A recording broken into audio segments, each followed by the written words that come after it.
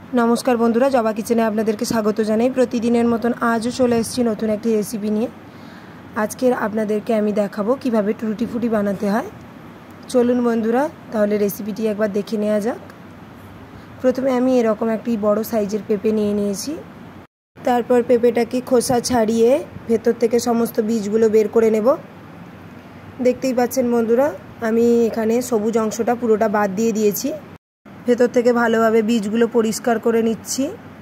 देखतेई पाच्छेन बंधुरा एभाবে ভালোভাবে পরিষ্কার করে নিতে হবে। তারপর এভাবে ছোট ছোট পিস করে চৌকো আকারে কেটে নিতে হবে। আমি এরকম ছোট ছোট বানিয়েছি, আপনারাও এইভাবে ছোট ছোট করে কেটে নেবেন। এই টুটি ফুটিগুলো আপনারা কোনো কেক বা মিষ্টি বা কোনো ডেজার্ট আইটেমের সাথেও দিতে পারেন, বা লস্যি বানালে লস্যির ওপরে डेकोरेशনের জন্য এটা দিতে পারেন।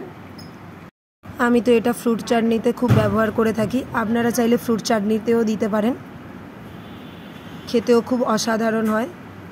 দেখতেই পাচ্ছেন বন্ধুরা এখানে আমি সমস্ত পেঁপেগুলো কেটে নিয়েছি। এবার উনুনে একটা কড়াই বসিয়ে নিয়েছি। এবার এর মধ্যে কিছুটা পরিমাণ জল দিয়ে দিলাম। এবার আগে থেকে যে পেঁপেগুলো কেটে ধুয়ে রেখেছিলাম ওই পেঁপেগুলো দিয়ে দিলাম এবং অল্প পরিমাণ লবণ দিয়ে দিলাম এবং কিছুক্ষণের জন্য সেদ্ধ করে নিয়েছি। দেখতেই পাচ্ছেন বন্ধুরা আমার পেঁপেগুলো ভালোভাবে সেদ্ধ হয়ে গেছে। আবারও কড়াইয়ে জল দিয়ে দিলাম। এখানে আমি অল্প পরিমাণ জল দিয়েছি। আমি অল্প পরিমাণ টুটি ফুটি বানাবো, তাই চিনির শিরাটাও অল্প পরিমাণ বানাবো। এবার আমি এর মধ্যে পরিমাণ মতন চিনি দিয়ে দিলাম। আপনারা যেরকম মিষ্টি খেতে পছন্দ করেন সেভাবেই মিষ্টি দেবেন। এবার কিছুক্ষণ সময় নিয়ে চিনিটাকে গলিয়ে নিতে হবে। চিনিটা যখন ভালোভাবে গলে যাবে তখন চিনির শিরাটা ভালোভাবে তৈরি হয়ে যাবে। দেখতেই পাচ্ছেন বন্ধুরা আমার চিনির শিরাটা তৈরি হয়ে গেছে। এবার আগে থেকে যে সেদ্ধ করে রেখেছিলাম পেঁপেগুলো, সেই পেঁপেগুলো দিয়ে দিচ্ছি এবং 3-4 মিনিটের জন্য এভাবে নাড়াচাড়া করে নিতে হবে যাতে চিনির শিরাটা ভালোভাবে পেঁপেগুলোর মধ্যে চলে যায়। ভালোভাবে সমস্ত কিছু মিশিয়ে নিয়েছি। মিষ্টিটাও ভালোভাবে পেঁপের মধ্যে চলে গেছে। এই পর্যায়ে আমি পেঁপেটাকে কড়াই থেকে নামিয়ে নেব।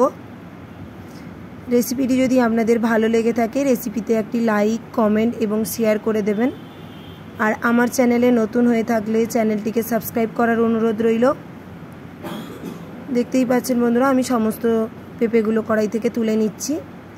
এবার আমি এখানে 3টে বাটি নিয়ে নিয়েছি। এবার আমি সমস্ত পেঁপেগুলোকে 3টে ভাগে ভাগ করে নেব।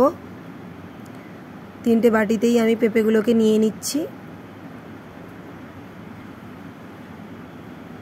দেখতেই পাচ্ছেন বন্ধুরা আমার সমস্ত পেঁপেগুলো নেওয়া হয়ে গেছে। এবার আমি এর মধ্যে লিকুইড ফুড কালার মিশিয়ে নিচ্ছি যাতে টুটি ফুটির যে কালার সেই কালার চলে আসে। আমি এখানে প্রথমে সবুজ কালারটা মিশিয়েছি।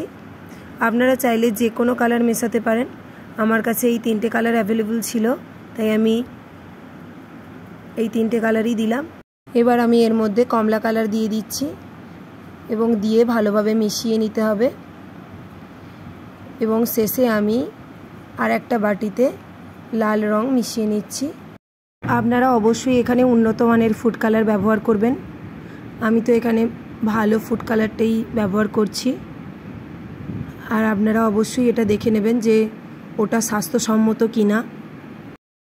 দেখতেই পাচ্ছেন বন্ধুরা আমার সমস্ত কালারগুলো ভালোভাবে মেশানো হয়ে গেছে। এবার আমি একদিনের জন্য ভালোভাবে শুকনো করে নিয়েছি। দেখতেই পাচ্ছেন আমার টুটি ফুটি তৈরি হয়ে গেছে।